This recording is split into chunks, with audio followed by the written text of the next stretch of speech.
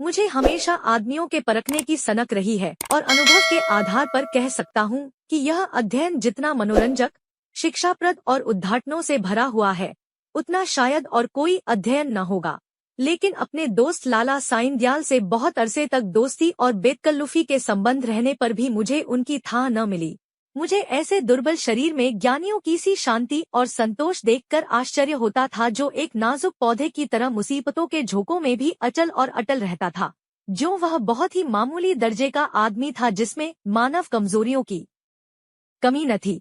वह वादे बहुत करता था लेकिन उन्हें पूरा करने की जरूरत नहीं समझता था। वह मिथ्याभाषी न हो लेकिन सच्चा भी न था, बेमुरौवत न हो लेकिन उसकी मुरौवत छिपी रहती थी। उसे अपने कर्तव्य पर पाबंद रखने के लिए दबाव और निगरानी की जरूरत थी। किफायतशारी के उसूलों से बेखबर, मेहनत से जी चुराने वाला, उसूलों का कमजोर, एक ढीला ढाला मामूली आदमी था। लेकिन जब कोई मुसीबत सिर पर आ पड़ती तो उसके दिल में साहस और दृढ़ता की वह जबरदस्त ताकत पैदा हो जाती थी जिसे शहीदों का गुण कह सकते हैं। उसके पास न दौलत थी न धार्मिक विश्वास, जो ईश्वर पर भरोसा करने और उसकी इच्छाओं के आगे सिर झुका देने का रोत है। एक छोटी सी कपड़े की दुकान के सिवाय कोई जीविका न थी। ऐसी हालतों में उसकी हिम्मत और दृढ़ता का सोता कहाँ छिपा हुआ है, वहां तक मेरी अनवैन दृष्टि नहीं पहुंचती थी। बाप के मरते ही मुसीबतों ने उस पर छापा मारा। कुछ थोड़ा सा कर्ज विरासत में मिला जिसमें बराबर बढ़ते रहने की आश्चर्यजनक शक्ति छिपी हुई थी। बेचारे ने अभी बरसी से छुटकारा नहीं पाया था कि महाजन ने नालिश की और अदालत के तिलस्मी अहाते में पहुंचते ही यह छोटी सी हस्ती इस तरह फूली जिस तरह मशक फलती है, दिगरी हुई। जो कुछ जमाज था थी, बर्तन भौड़े, हौड़ीतवा, उसके गहरे पेट में समा गए। मकान भी न बचा। बेचारे मुसीबतों के मारे साइंदयाल का अब कहीं ठिकाना न था। कौड़ी कौड़ी को मोहताज, न कहीं घर न बार। कई कई दिन फाके से गुजर जाते। अपनी तो खैर उन्हें जरा भी फिक्र न थी, लेकिन बीवी थी, 2-3 बच्चे थे, उनके लिए तो कोई न कोई फिक्र करनी पड़ती थी। कुनबे का साथ और यह बेसरो सामानी बड़ा दर्दनाक दृश्य था। शहर से बाहर एक पेड़ की छांव में यह आदमी अपनी मुसीबत के दिन काट रहा था। सारे दिन बाजारों की खाक छानता।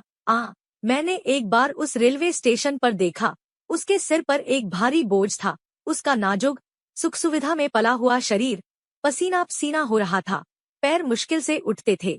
दम फूल रहा था, लेकिन चेहरे से मर्दाना हिम्मत और मजबूत इरादे की रोशनी टपकती थी। चेहरे से पूर्ण संतोष झलक रहा था।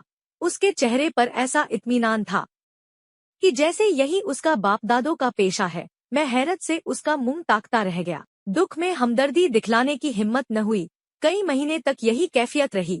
आखिरकार उसकी हिम्मत और सहन शक्ति उसे इस कठिन दुर्गम घाटी से बाहर निकल लाई। थोड़े ही दिनों के बाद मुसीबतों ने फिर उस पर हमला किया।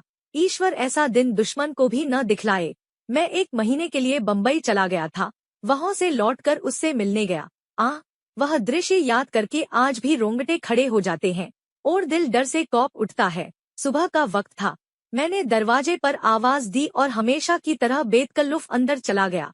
मगर वहाँ साइंदयाल का वह हंसमुख चेहरा, जिस पर मर्दाना हिम्मत की ताजगी झलकती थी, नजर न आया।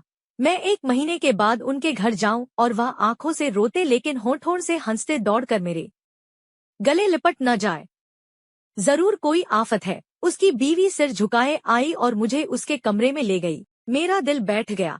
साइंदयाल एक चारपाई पर मैले कुचैले कपड़े लपेटे, आंखें बंद किए, पड़ा दर्द से कराह रहा था। जिस्म और बिछौने पर मक्खियों के गुच्छे बैठे हुए थे। आहट पाते ही उसने मेरी तरफ देखा। मेरे जिगर के टुकड़े हो गए। हड्डियों का ढांचा रह गया था। दुर्बलता की इससे ज्यादा सच्ची और करुणा तस्वीर नहीं हो सकती। उसकी बीवी ने मेरी तरफ निराशाभरी आंखों से देखा। मेरी आंसू भर आए। उस सिमटे हुए ढांचे में बीमारी को भी मुश्किल से जगह मिलती होगी, जिंदगी का क्या जिक्र। आखिर मैंने धीरे पुकारा। आवाज सुनते ही वह बड़ी बड़ी आंखें खुल गईं, लेकिन उनमें पीड़ा और शोक के आंसू न थे। संतोष और ईश्वर पर भरोसे की रोशनी थी। और वह पीला चेहरा, वह गंभीर संतोष का मौन चित्र, वह संतोष में संकल्प की सजीव स्मृति। उसके पीलेपन में मर्दाना हिम्मत की लाली झलकती थी। मैं उसकी सूरत देखकर घबरा गया। क्या यह बुझते हुए चिराग की आखिरी झलक तो नहीं है? मेरी सहमी हुई सूरत देखकर वह मुस्कराया और बहुत धीमी आवाज में बोला, तुम ऐसे उदास क्यों हो? यह सब मेरे कर्मों का फल है। मगर कुछ अजब बदकिस्मत आदमी था। मुसीबतों को उससे कुछ खास मोहब्बत थी। किसे उम्मीद थी कि वह उस प्राणघातक रोग से मुक्ति पाएगा। डॉक्टरों ने भी जवाब दे दिया था, मौत के मुंह से निकल आया। अगर भविष्य का जरा भी ज्ञान होता तो सबसे पहले मैं उसे जहर दे देता। उस शोकपूर्ण घटना को याद करके कलेजा मुंह को आता है। धिक्कार है इस जिंदगी पर कि बाप अपनी आंखों से अपनी इकलौते बेटे का शोक देखे। कैसा हंसमुख, कैसा खूबसूरत, होनहार लड़का था, कैसा सुशील, कैसा मधुरभाषी। जालिम मौत ने उसे छौंट लिया। प्लेग की दुहाई मची हुई थी। शाम को गिलती निकली और सुबह को, कैसी मनहूस अशुभ सुबह थी। वह जिंदगी सवेरे के चिराग की तरह बुझ गई। मैं उस वक्त उस बच्चे के पास बैठा हुआ था और साईं दयाल दीवार का सहारा लिए हुए खामोशा आसमान की तरफ देखता था। मेरी और उसकी आंखों के सामने जालिम और बेरहम मौत ने उस बच्चे को हमारी गोद से छीन लिया। मैं रोते हुए साईं दयाल के गले से लिपट गया। सारे घर में कोहराम मचा हुआ था। बेचारी मौ पछाड़े खा रही थी। बहनें दौड़ दौड़ कर भाई की लाश से लिपटती थीं। और जरा देर के लिए ईर्ष्या ने भी संवेदना के आगे सिर झुका दिया था। मोहल्ले की औरतों को आंस बहाने के लिए दिल पर जोर डालने की जरूरत न थी। जब मेरे आंसू थमे तो मैंने साईं दयाल की तरफ देखा। आंखों में तो आंसू भरे हुए थे। संतोष का आंखों पर कोई बस नहीं, लेकिन चेहरे पर मर्दाना दृढ़ता और समर्पण का रंग स्पष्ट था। इस दुख की बाढ़ और तूफानों में भी शांति की नैया उसके दिल को डूबने से बचाए हुए थी।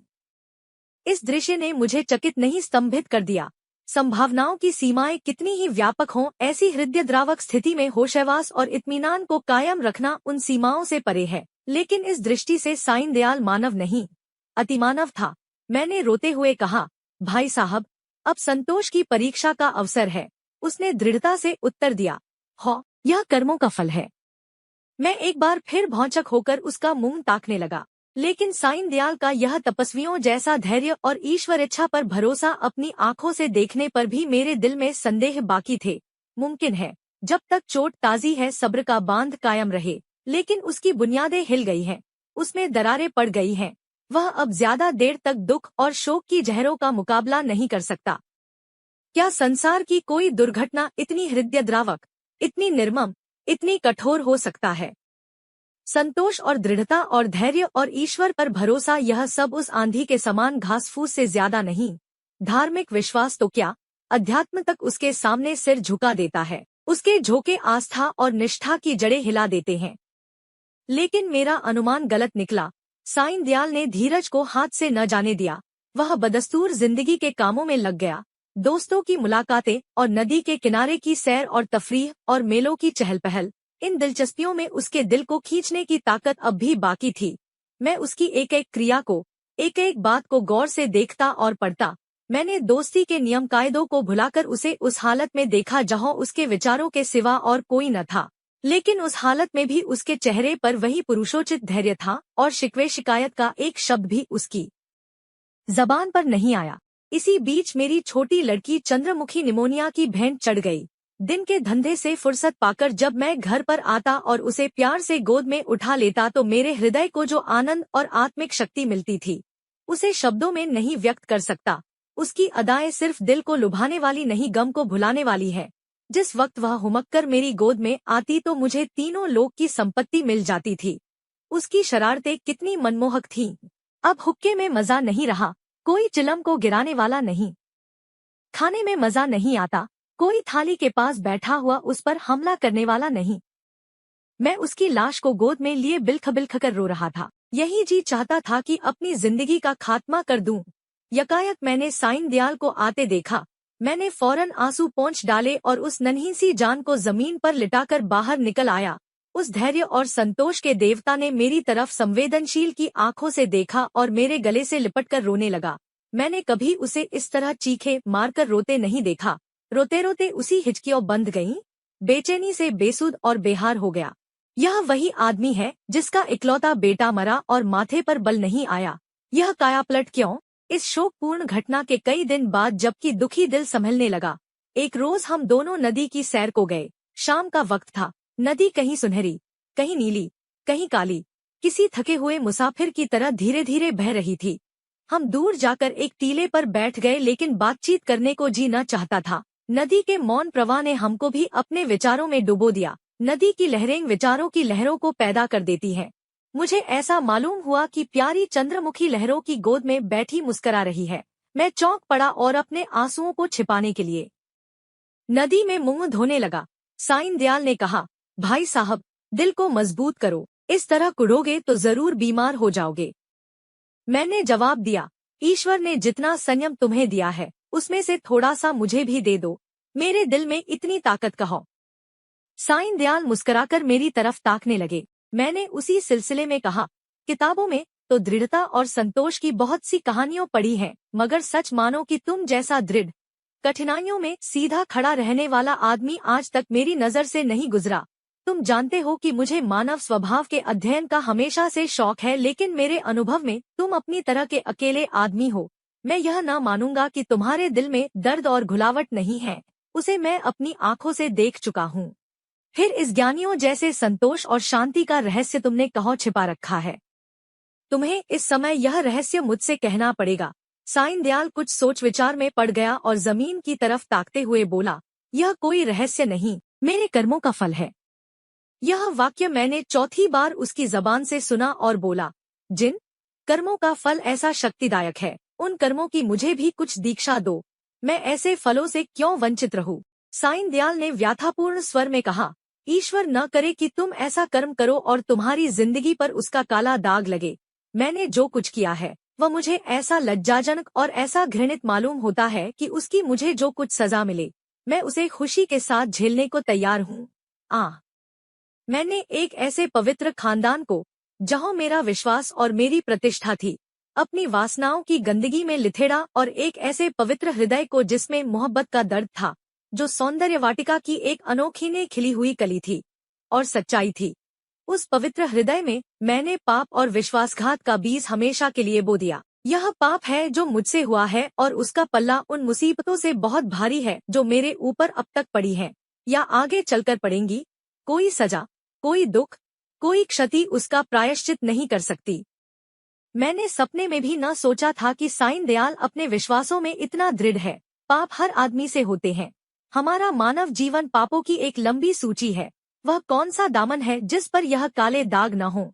लेकिन कितने ऐसे आदमी हैं जो अपने कर्मों की सजाओं को इस तरह उदारतापूर्वक मुस्कुराते हुए झेलने के लिए तैयार हों। हम आग में कूदते हैं लेकिन जलने के लिए तैयार नहीं होते। मैं साईं दयाल को हमेशा इज्जत की निगाह से देखता हूँ। इन बातों को सुनकर मेरी नजरों में उसकी इज्जत तिगुनी हो गई। एक मामूली दुनियादार आदमी के सीने में एक फकीर का दिल छिपा हुआ था जिसमें ज्ञान की ज्योति चमकती थी। मैंने उसकी तरफ श्रद्धापूर्ण आंखों से देखा और उसके गले से लिपटकर बोला, साईं दयाल, अब तक मैं तुम्हें एक दृढ़ स्वभाव का आदमी समझता था, लेकिन आज मालूम हुआ कि तुम उन पवित्र आत्माओं में हो जिनका अस्तित्व संसार के लिए वरदान है। तुम ईश्वर के सच्चे भक्त हो और मैं तुम्हारे पैरों पर सिर झुकाता हूँ। दोस्तों, आपको कर्मों का फल मुंशी प्रेमचंद स्टोरी कैसी लगी? आप अपने कमेंट्स के द्वारा हमें जरूर बताएं। पोस्ट पसंद आने पर लाइक और शेयर करें। ऐसे ही स्टोरी पढ़ने के लिए हमें सब्सक्राइब कर लें। थैंक्स।